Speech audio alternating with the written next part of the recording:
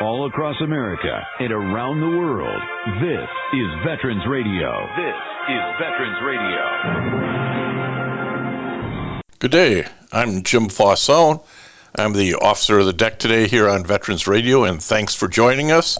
We've got some interesting stories for you. We always want to remind you you can find more about Veterans Radio at its Facebook site or at the web, veteransradio.org, where we're on the web 24/7. You can find a lot of our podcasts there as well.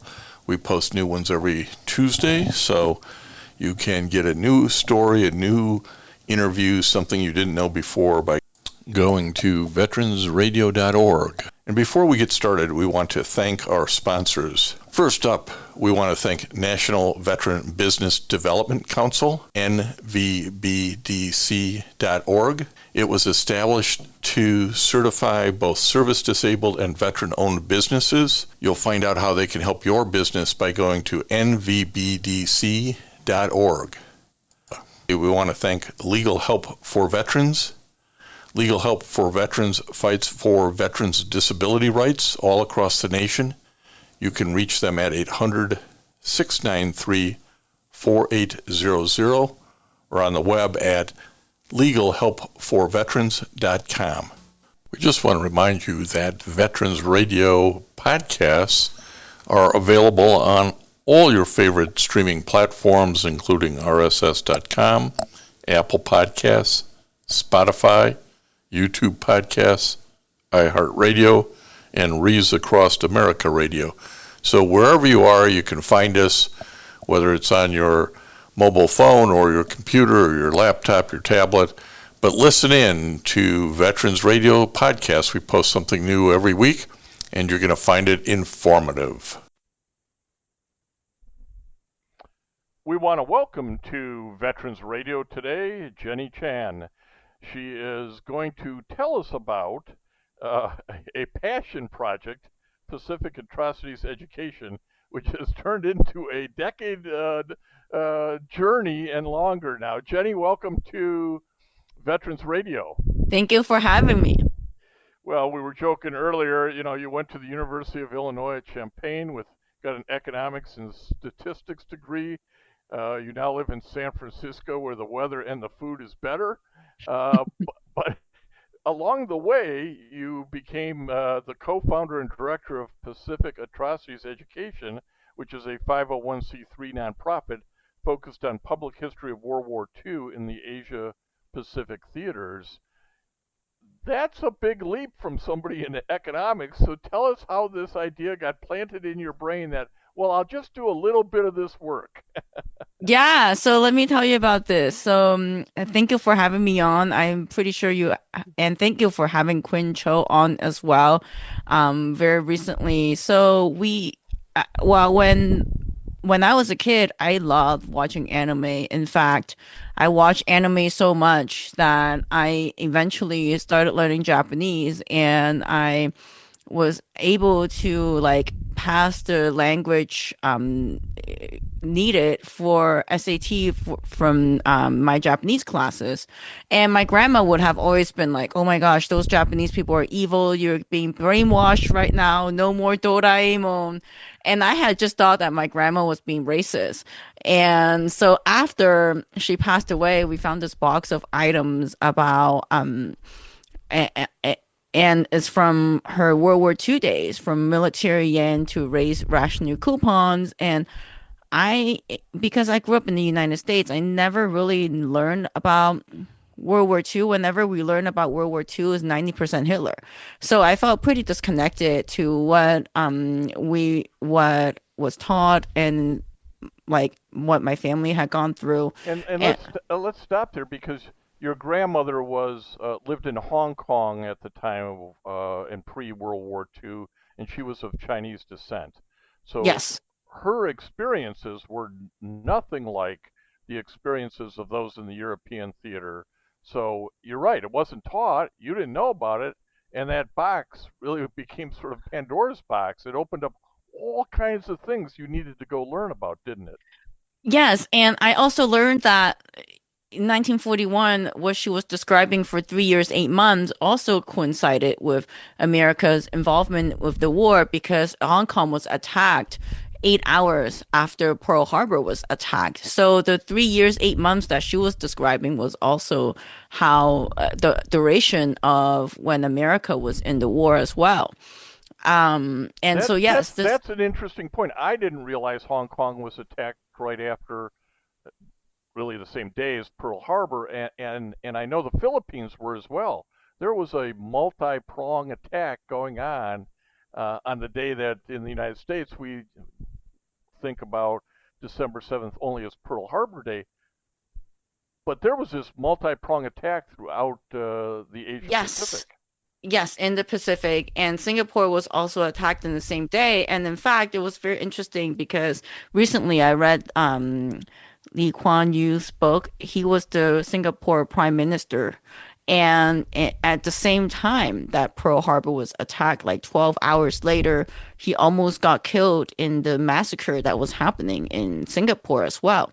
So in terms of Pearl Harbor, it was not just Pearl Harbor, it was all these other Southeast Asia countries that were also attacked around the same time. And again, you open up your grandmother's box, start seeing some of her historical memorabilia that she lived with in World War II, and where did that lead you next? Well, and then I wanted to read more about this. So I read The Rape of Nanking by the late Iris Chang, and I thought, wow, this is very fascinating. And she also went to U of I also went to U of I. And then I really went into a rabbit hole, and at the time I read The Rising Sun, and by John Toland. I don't know if you've heard of this book or read this book. It's 2 volumes. And it was very hard. I went on eBay. I kept ordering volume 1, volume 2, and then they kept shipping me volume 1. And like 12 tries later, I finally got volume 1 and volume 2. And that really piqued my interest because I'm like, why is it so hard to get volume 1 and volume 2 together? And also around the same time, a lot of documents were getting declassified at the National Archives. So after I read that, I was trying to verify some facts. I also read The Death Factory by Sheldon Harris. It's about Unit 731. And then I really wanted, and because of his books, a lot of the documents were declassified. And so then I went into National Archives and really tried to see like what was happening during World War II, and then it led to eventually digitizing 1 million pages. That stop. Don't skip over that. The amount of effort to digitize 1 million pages of declassified war crime documents, really, from the National Archives and victim testimony and survivor testimony.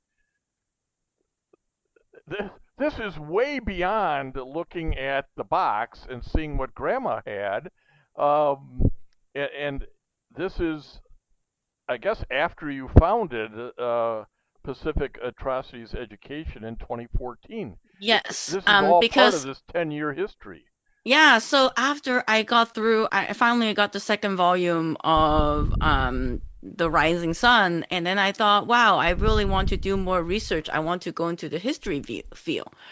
But at the time, there's no nonprofit that is focused on Pacific Asia during World War II.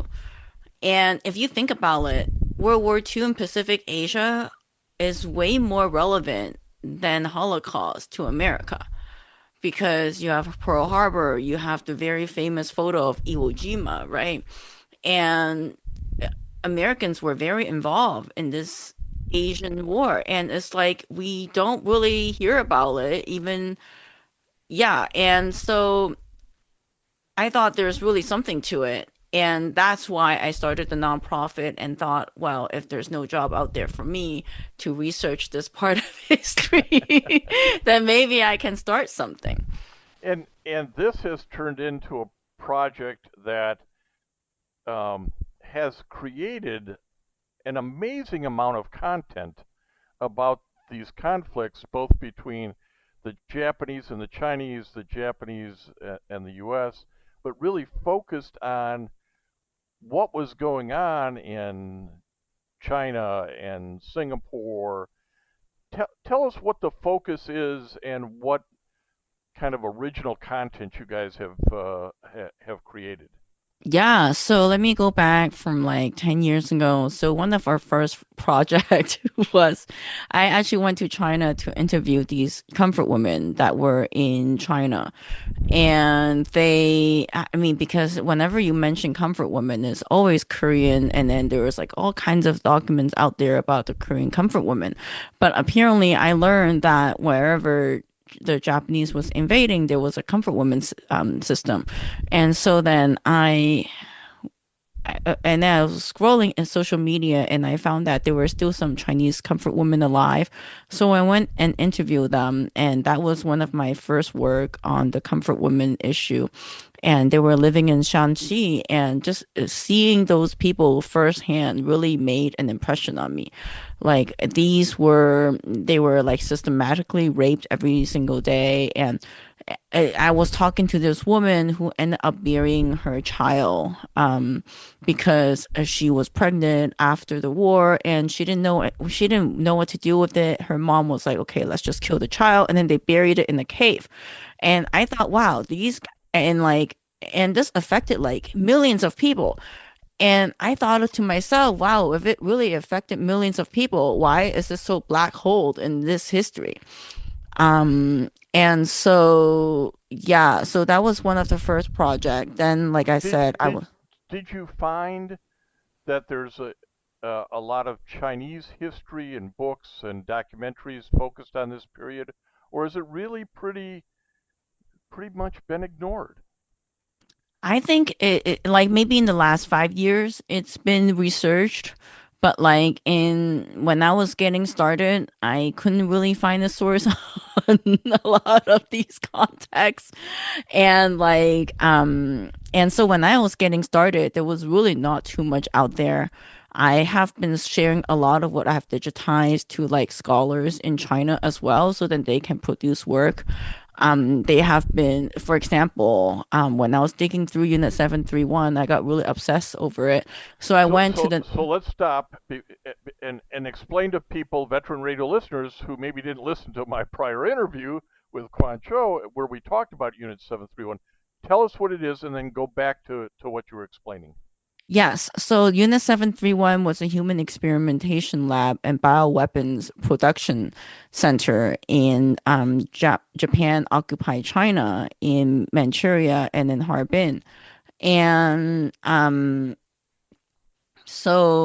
it was basically operated by Imperial Japanese Army, a man named Ishishiro, because he thought that, well, if the world is signing a Geneva Convention, then maybe there's something to germ warfare. So he decided to weaponize the germs.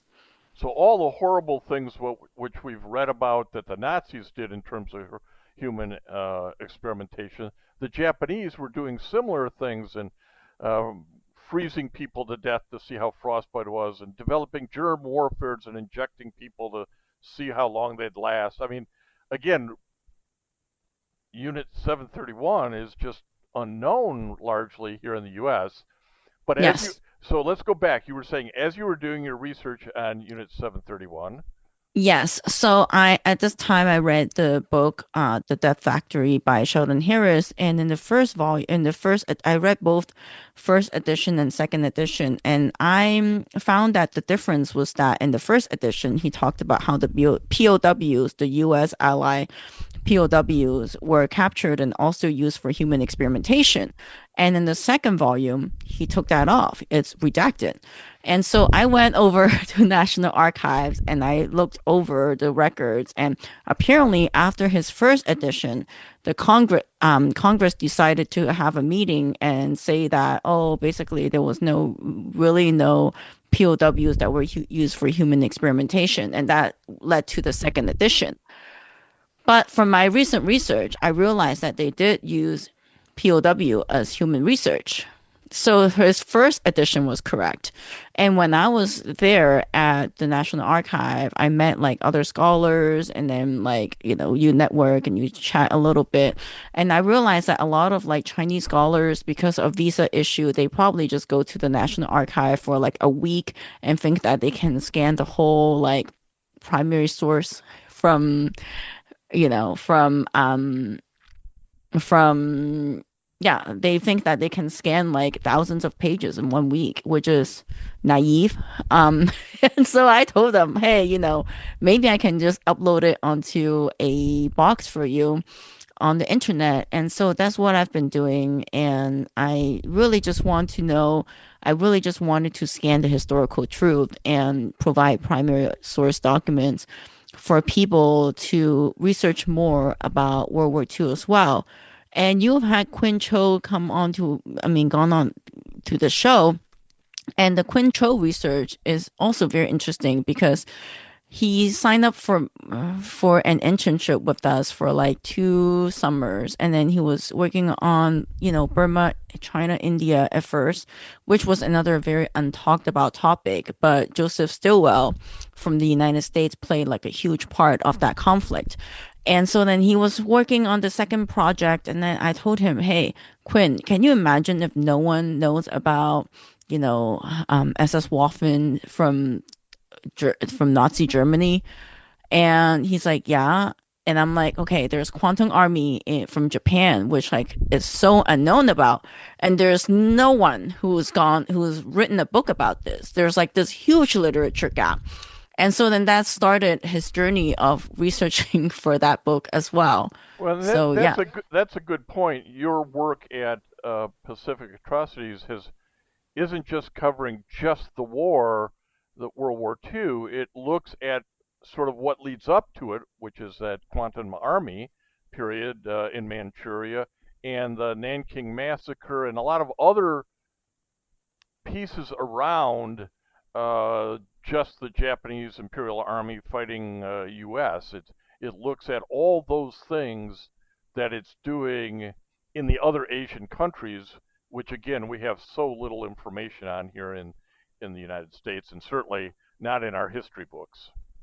right. And there's a political reason for that, Yeah. because after World War II, during the Cold War, um, uh, so Unit 731, the director of the Unit 731, decided to fake his own death and have his little funeral, and the CIA found him. And he was alive and well, and the CIA decided that because his human research project has been so successful and you cannot replicate that ever again because of ethics, then they bought the research and offered him immunity. And so that became a part of the public amnesia, I think. And also, when the Soviets captured Manchuria after World War II, the Soviets then had a trial. And during this trial, but then the Western media played it off as if like it was a communist propaganda trial. And so Unit 731 became like this, it was communist propaganda. And so I think politics had a lot to do with Undoubtedly,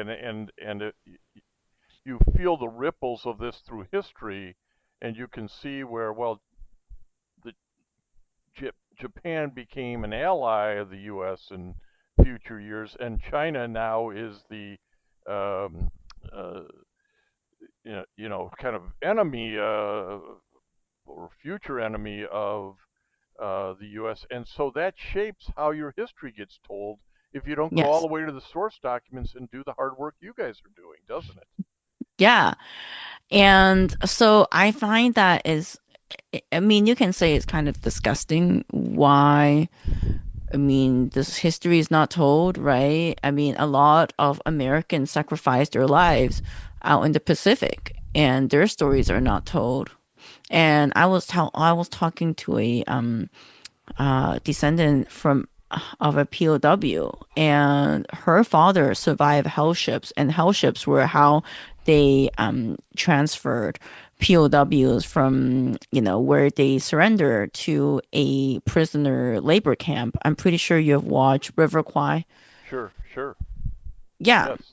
And she was saying that, the stories are barely told, and What, it's just one of those things is that the Japanese had a very high death rate among POWs as compared to the Germans, and part of that was they didn't have any food themselves, and so killing one more POW meant one less mouth to feed. I mean, there's a whole history of not only cultural but practical issues when the Japanese were on the Philippines, for example, and other islands in the Asia Pacific.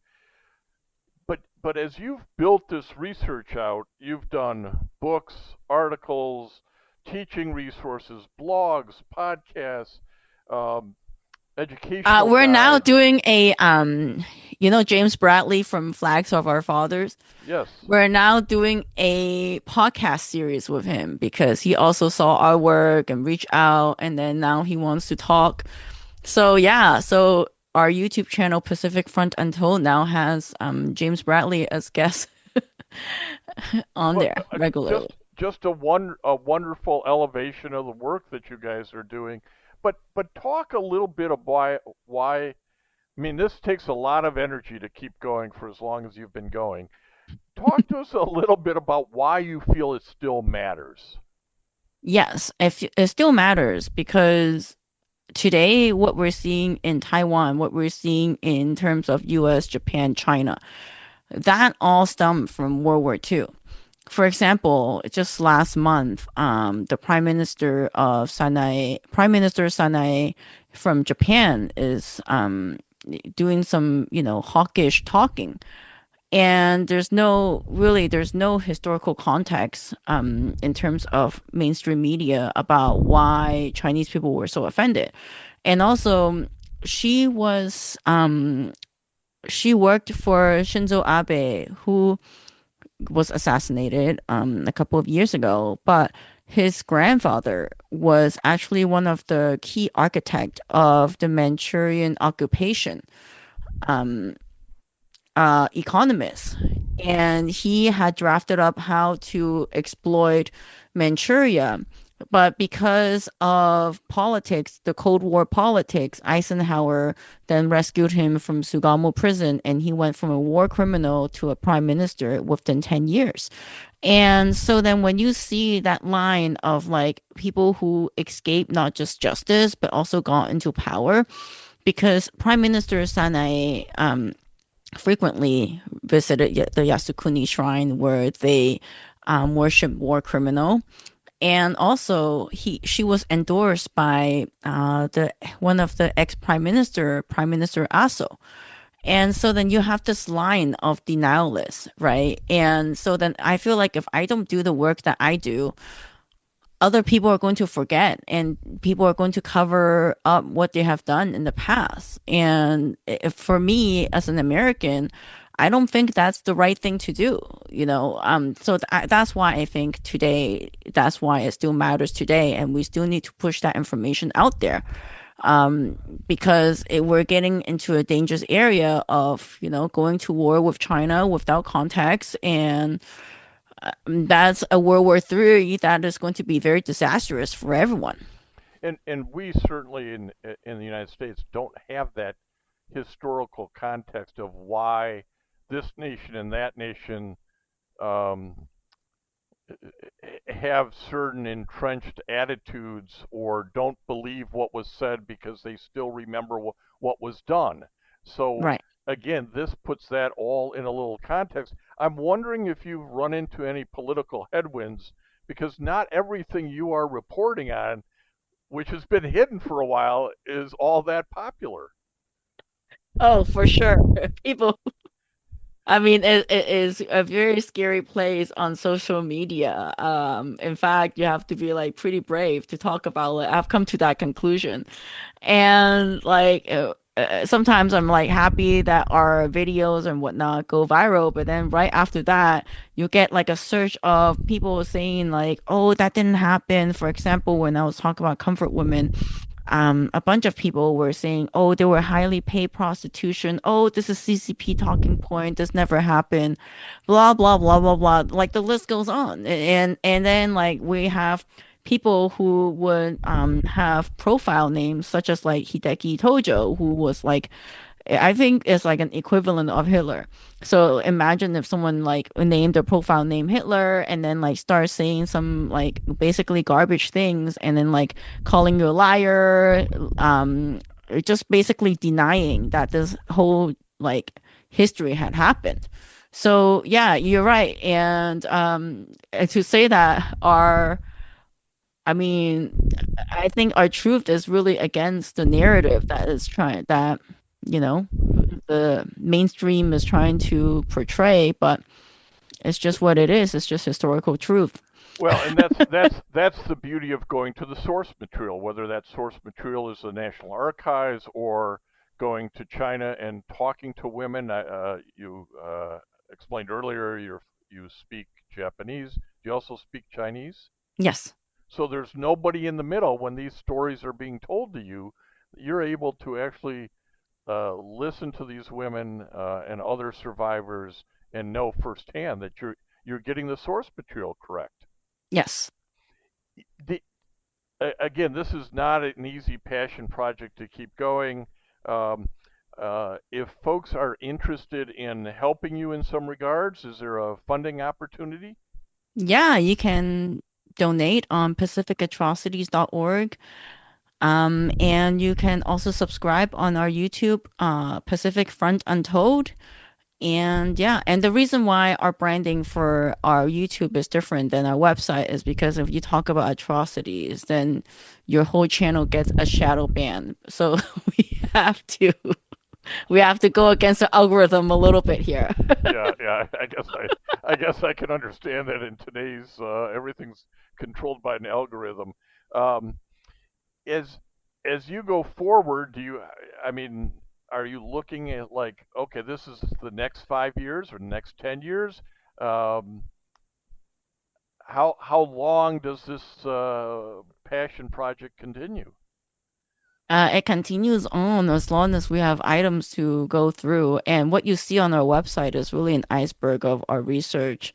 We have a lot more to process in the back end. I see still like at least 5 years of work Wow. being pushed out there just because of this literature gap. There's there's a lot of untold history out there. I'm really amazed at the books that you can get if you go to that website pacificatrocities.org and go to the book link and go look at the books. I encourage veteran radio listeners to go do that. Maybe your grandfather fought in the Pacific and you don't know much about it. This is one place to go. There's something like 19 million Asian Americans in the country. The population makes up about 6% of the U.S. population. If you're listening to this and you think, I ought to know more about this cultural issue that I've missed out on in my history classes, go to pacificatrocities.org. Your Talk to us about your audience. I don't want to scare people off to make them think, well, this is just for like highbrow historians. That's not your audience, is it? No, that's not our audience at all. Our audience are like people who are really interested, like I said, some of the POW descendants, some of the everyday people who want to know more, especially nowadays that, they read the news and then people are starting to really not trust the narrative. Do you see that? Do you see that Oh, happening? oh, absolutely. There's a real thirst for more direct information people can check out themselves.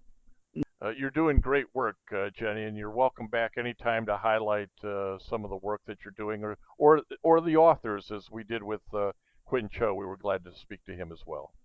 Great. Thank you so much for having me. And I want to thank everybody for listening to Veterans Radio today. I am Jim Fausone.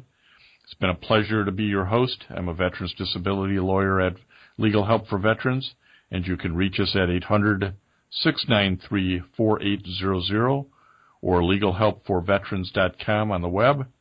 You can follow Veterans Radio on Facebook and listen to its podcasts and internet radio shows by visiting us at veteransradio.org. That's veteransradio.org.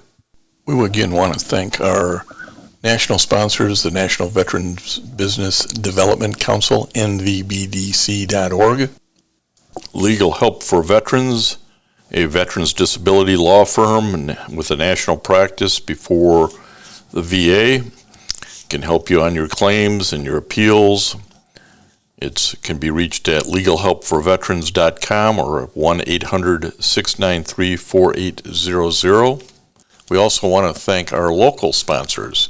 This would include the Charles S. Kettles chapter of the Vietnam Veterans of America, that's chapter 310, VFW Graf O'Hara Post 423, the American Legion Irwin Preskin Post 46 in Ann Arbor as well, the VA Ann Arbor Healthcare System, and certainly the National Vietnam Veterans of America Association.